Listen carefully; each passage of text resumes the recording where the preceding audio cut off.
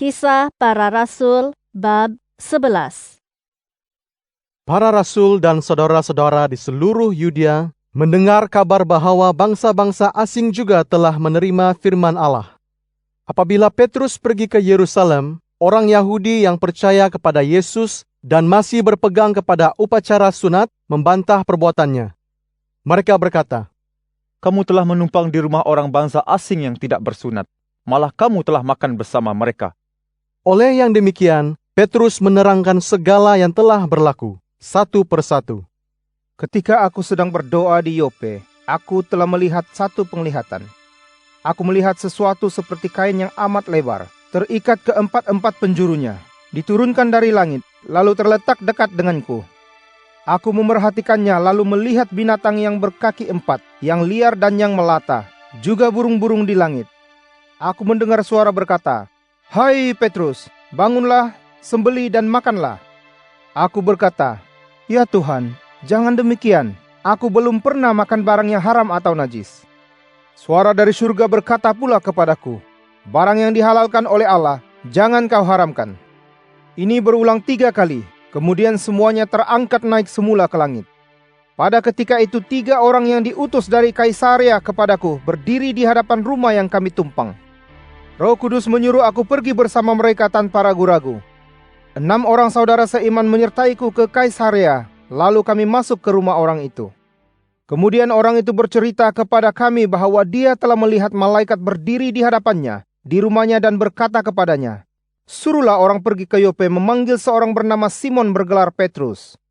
Dia akan menyampaikan perkabaran yang menyelamatkan kamu sekeluarga." Apabila aku mula bercakap, Roh Kudus memenuhi mereka, seperti yang terjadi kepada kita dahulu. Ketika itu aku teringat kata-kata Tuhan, "Yohanes membaptis dengan air, tetapi kamu akan dibaptiskan dengan Roh Kudus."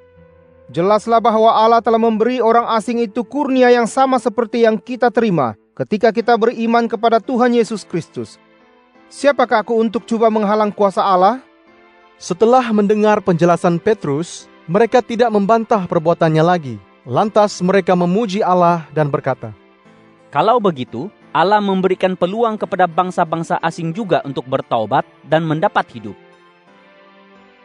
Setelah Stefanus dibunuh, orang yang tercerai-berai karena dianiaya sampai ke Fenisia, Siprus, dan Antiokhia. Mereka menyampaikan firman hanya kepada orang Yahudi. Tetapi sesetengah daripada mereka dari Siprus dan Kirene datang ke Antiokhia lalu mengkabarkan berita baik tentang Tuhan Yesus kepada orang Yunani. Melalui kuasa Tuhan yang menyertai mereka, ramai orang percaya dan berpaling kepadanya. Jemaah di Yerusalem mendengar hal itu, lalu menyuruh Barnabas pergi ke Antiokhia. Setelah dia sampai dan melihat kasih kurnia Allah itu, dia amat sukacita dan menggalakkan mereka semua supaya meneguhkan azam untuk tetap setia kepada Tuhan dengan sepenuh hati. Barnabas orang baik, penuh dengan Roh Kudus dan iman. Semakin bertambahlah bilangan orang yang percaya akan Tuhan. Kemudian Barnabas pergi ke Tarsus mencari Saul. Setelah menemuinya, dibawanya ke Antiokhia. Selama setahun kedua-duanya beserta dengan jemaah dan mengajar ramai orang. Di Antiokhialah para murid mula-mula disebut orang Kristen. Pada masa itu beberapa orang nabi turun dari Yerusalem ke Antiokhia. Seorang yang bernama Agabus bernubuat dengan ilham Roh Kudus bahwa bencana kebuluran akan melanda seluruh dunia. Ini sesungguhnya terjadi pada zaman Claudius. Para murid Yesus membuat keputusan hendak menghantar bantuan menurut kemampuan masing-masing kepada saudara-saudara di Yudea. Mereka mengirimkannya kepada tua-tua melalui Barnabas dan Saul. Kisah Para Rasul bab 12. Pada masa itu, Raja Herodes pula turut menganiaya beberapa orang daripada jemaah. Yakobus saudara Yohanes dibunuhnya dengan pedang. Apabila dilihatnya orang Yahudi sukacita dengan tindakannya, dia menangkap Petrus pula pada perayaan roti tidak beragi. Dia memasukkan Petrus ke dalam penjara dan menyerahkannya kepada 16 orang askar yang bertugas menjaganya bergilir-gilir, 4 orang segiliran. Niatnya hendak membawa Petrus ke hadapan orang Yahudi selepas perayaan Paskah. Sementara itu, Petrus dikawal rapi di dalam penjara, tetapi jemaah berdoa dengan sungguh-sungguh kepada Allah untuknya. Pada malam sebelum hari perbicaraan yang ditetapkan oleh Herodes itu, Petrus tidur di antara dua orang askar, terikat dengan dua rantai. Di samping itu, para pengawal berjaga di hadapan pintu penjara itu. Tiba-tiba, malaikat Tuhan terdiri di situ dan cahaya menyinari bilik itu. Malaikat itu menepuk Petrus dan membangunkannya lalu berkata, "Cepat bangun." Dalam sekelip mata, gugurlah rantai daripada tangan Petrus. Malaikat itu berkata lagi, "Ikatlah tali pinggang dan pakailah kasutmu." Setelah Petrus berbuat demikian, malaikat itu berkata lagi, "Pakailah jubahmu dan ikutlah aku." Petrus mengikut malaikat itu keluar dari penjara tanpa mengetahui sama ada segalanya itu benar-benar terjadi atau hanya suatu penglihatan. Mereka melalui tempat pengawal berjaga yang pertama dan yang kedua.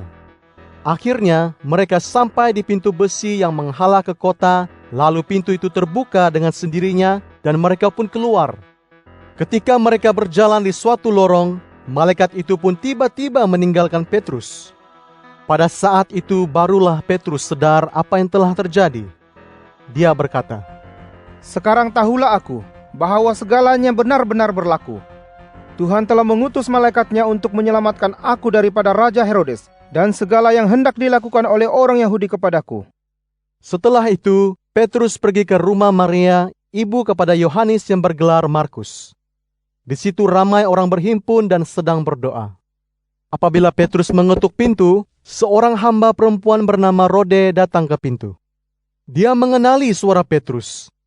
Akan tetapi, dia begitu sukacita hingga akan terus masuk semula tanpa membukakan pintu. Dia memberitahu bahwa Petrus ada di luar. "Kamu gila!" seru mereka. Namun Rode beria-ia mengatakan orang yang di luar itu Petrus. Mereka berkata, "Tentu itu malaikatnya." Petrus mengetuk pintu lagi berulang-ulang.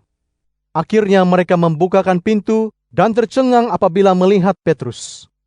Petrus memberikan isyarat meminta mereka bertenang, lalu mengisahkan betapa Tuhan telah mengeluarkannya dari penjara. Selepas itu Petrus berkata, Kabarkanlah hal ini kepada Yakobus dan saudara-saudara lain. Kemudian dia pun pergi ke tempat lain. Setelah hari siang, askar-askar yang berkawal itu gempar, tertanya-tanya apakah yang telah terjadi kepada Petrus. Raja Herodes menyuruh orang mencari Petrus, tetapi tidak berjaya.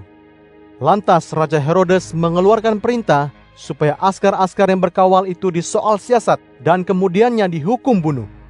Selepas itu, Raja Herodes berpindah dari Yudea ke Kaisaria, lalu tinggal di sana. Raja Herodes amat murka terhadap orang Tirus dan Sidon. Oleh yang demikian, mereka datang bersama-sama untuk menghadap Raja Herodes. Pertama sekali, mereka mendapatkan sokongan Blastus, ketua istana Raja Herodes. Selepas itu, mereka menghadap Raja Herodes dan meminta berdamai, karena bekalan makanan negeri mereka bergantung kepada negeri Raja Herodes. Pada hari yang telah ditetapkan, Raja Herodes mengenakan pakaian kebesaran diraja, duduk di atas singgasana lalu berkata kepada rakyat.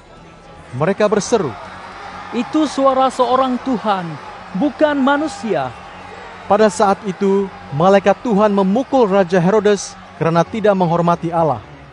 Raja Herodes pun mati dimakan ulat. Firman Allah semakin luas tersebar dan kian ramai orang percaya kepada Yesus. Setelah Barnabas dan Saul menjalankan tugas mereka pulang dari Yerusalem dan membawa Yohanes yang bergelar Markus itu bersama mereka.